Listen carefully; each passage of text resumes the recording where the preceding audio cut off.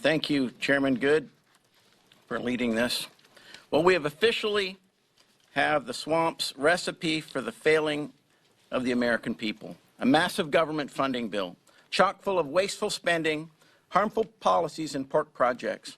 Truly, and I mean truly, released in the middle of the night, as was mentioned, 2:30 in the morning, giving lawmakers a little more than 24 hours to read an over 1,000-page monstrosity, only to pass it under suspension of the rules, relying on more Democrat votes than Republican votes, in a House Republican majority.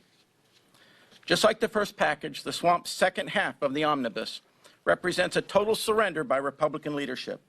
You know, compromise is one thing, but capitulation and surrender is a whole different beast, one that routinely serves Washington instead of serving the American people.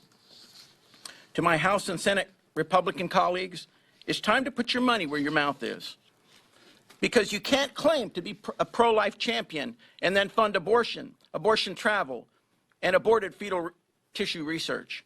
You can't rail against President Biden's intentional illegal invasion and then fund the policies that are causing the chaos without assuming the same responsibility. Just like you can't flaunt your vote to impeach Secretary Mayorkas and then fully fund his salary and his destructive border policies. You can't defend Americans' Second Amendment liberties and then fund gun control by the CDC. You can't support science and protect young women and then fund transgender surgeries and fund educational institutions that allow biological males to compete in women's sports. And I don't call them men, I call them biological males.